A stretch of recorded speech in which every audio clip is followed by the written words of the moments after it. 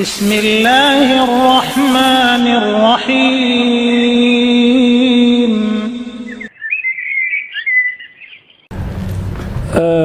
بقي نتكلم قليلا بما أن الوقت يعني يمشي والوقت يعني قصير جدا.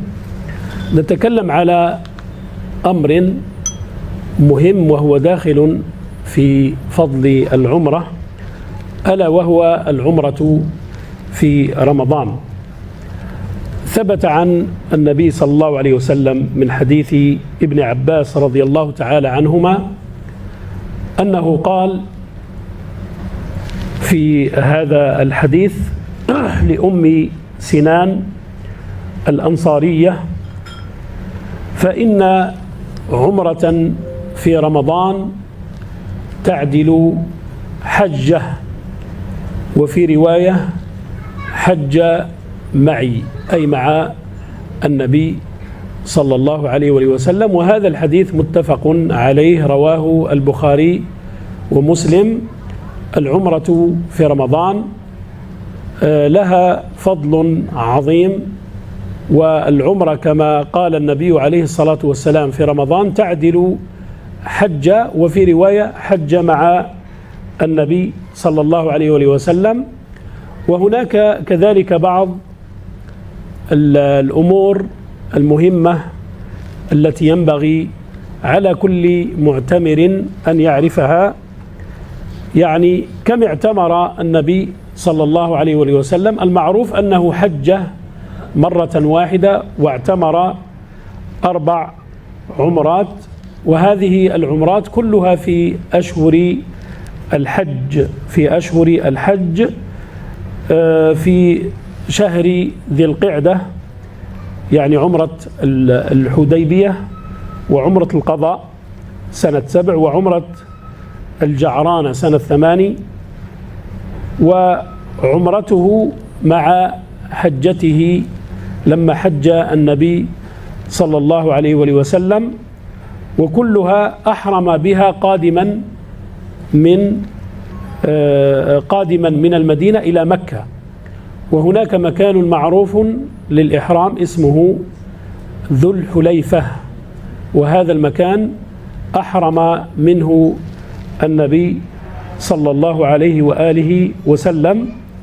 والدليل على ذلك عن قتادة رضي الله عنه قال: سألت أنسا رضي الله عنه كم اعتمر النبي صلى الله عليه وسلم؟ قال: 4: عمرة الحديبية في ذي القعدة، وعمرة في العام المقبل من ذي القعدة، وعمرة الجعرانة لما قسم الغنائم،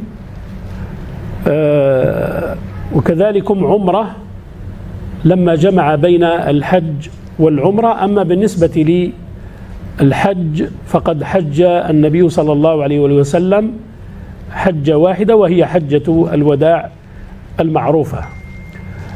حكمة مشروعية العمرة: شرع الله عز وجل العمرة، فهي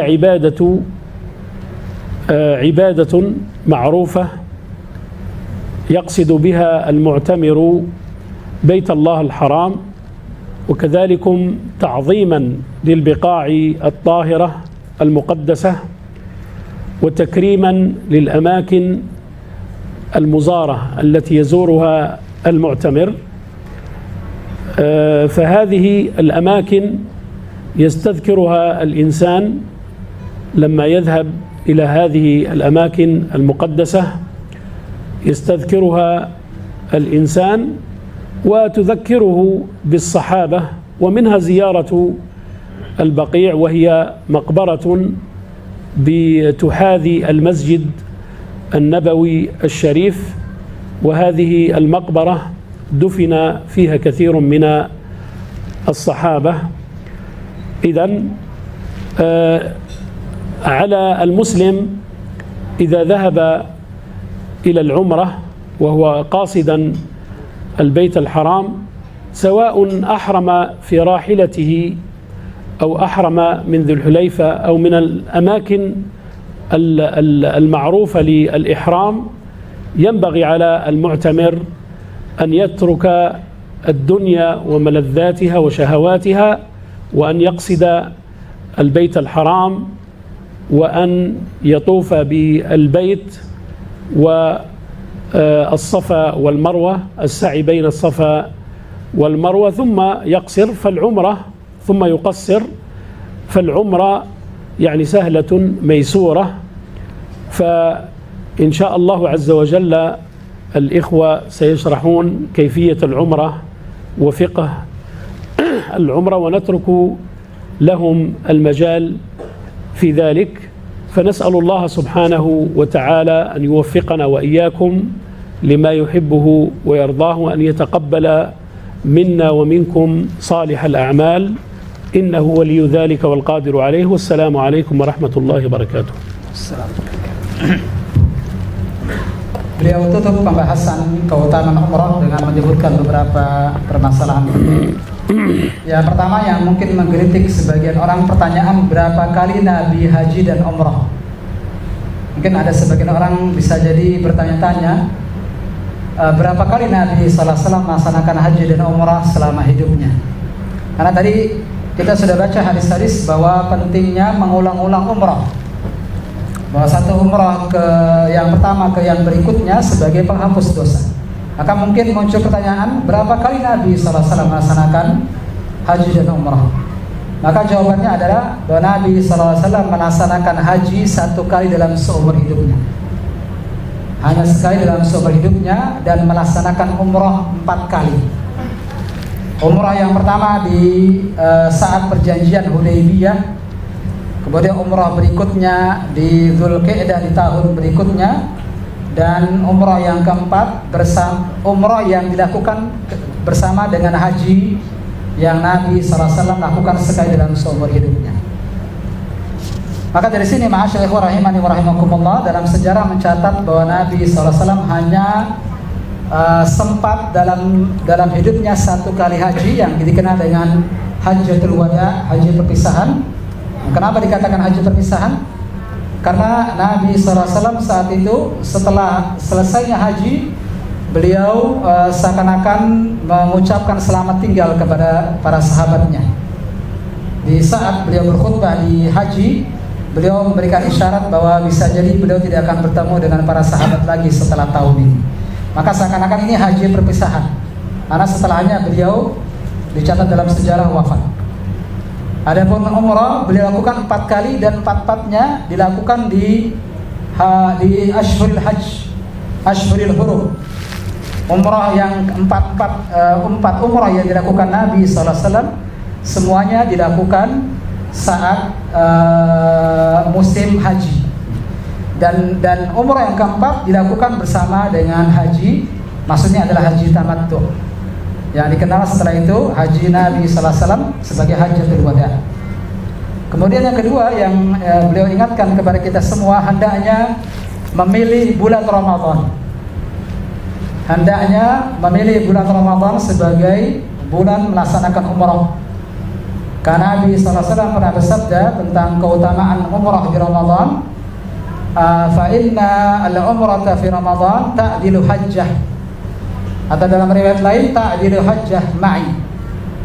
Kata Nabi SAW bahwa umrah di Ramadan pahalanya sebanding dengan haji. Umrah di bulan Ramadan sebanding dengan haji. Dan dalam riwayat lain, umrah di Ramadan pahalanya sebanding dengan haji bersamaku. Pahalanya sebanding dengan haji bersama Nabi SAW. Maka dari sini Syekh mengingatkan kepada kita semua agar mengusahakan kalau umrah berikutnya bersama dengan poin lagi, diusahakan Bapak Ibu memilih bulan Ramadan, karena keutamaan tadi. Dia pahalanya sama seperti haji. Yang sudah umrah saat Ramadan mungkin paham betapa penuhnya Masjidil Haram dan Masjid Nabawi saat Ramadan. Bapak Ibu akan merasakan umrah di Ramadan itu mirip seperti padatnya saat haji. Lihat, dan maka kesulitan yang dilakukan umrah di Ramadan, pahalanya oleh Allah Subhanahu wa taala diberikan pahala yang besar, seakan-akan dia melaksanakan ibadah haji. Ini pahalanya sebanding seperti dia melaksanakan ibadah haji. Bahkan ada tambahan lain, umrah di Ramadan sebanding haji bersama Nabi SAW. Maka ini pesan kedua yang beliau ingatkan kepada kita semua sebagai penutup. Yang ketiga, yang terakhir, beliau menyebutkan di antara hikmah daripada disyariatkannya umrah. Pertama, dalam rangka untuk mengikuti Nabi SAW, melaksanakan salah satu dari rukun Islam. Kemudian yang kedua, dalam rangka agar kita mengetahui tempat-tempat di mana tempat-tempat ini memiliki nilai ibadah yang besar. Baik di Masjidil Haram yang di dalamnya ada Ka'bah, saat kita tawaf, saat kita sa'i, kemudian kalau kita melaksanakan haji, saat kita wukuf di Arafah, kita mengagungkan tempat-tempat seperti ini sebagai tempat-tempat yang memang diagungkan dalam syariat, tempat-tempat yang memang punya ibadah dan punya pahala di sana. Maka ini diantara hikmah disyariatkannya daripada haji dan umrah. Kemudian yang kedua, mengingatkan kepada kita tentang perjuangan para nabi dan para rasul dan perjuangan para sahabat Nabi SAW. Khususnya haji dan umrah mengingatkan kita tentang perjuangan Nabi Ibrahim AS dan istrinya dan anaknya Nabi Ismail. Kemudian khususnya manakala kita mengunjungi kuburan Baqi' yang ada di Madinah, kita mengingat para sahabat Nabi SAW yang juga punya jasa besar terhadap Islam ini. Kalau bukan Allah Subhanahu wa taala menjadikan mereka sebagai generasi yang meneruskan perjuangan Nabi SAW, bisa jadi Islam tidak sampai kepada kita. Maka ini semua mengingatkan kepada kita semua tentang keutamaan para sahabat Nabi SAW. Dan kiranya ini yang bisa beliau sampaikan. Yang berikutnya insyaallah akan disampaikan terkait masalah fikih umrah, dan mudah-mudahan Allah Subhanahu wa taala menerima ibadah umrah kita semua. Dan memohon kepada Allah SWT agar Allah berikan kemudahan bagi Bapak Ibu sekalian dan terus memberikan kesehatan sampai nanti selesainya ibadah umrah kita. Semoga apa yang beliau sampaikan bermanfaat. Kiranya ini yang bisa disampaikan. Kita kembalikan ke pembawa acara. Tafadhol. Blow in Travel berizin Kemenak, dibimbing sesuai sunnah dan melayani jamaah merupakan nilai ibadah bagi kami.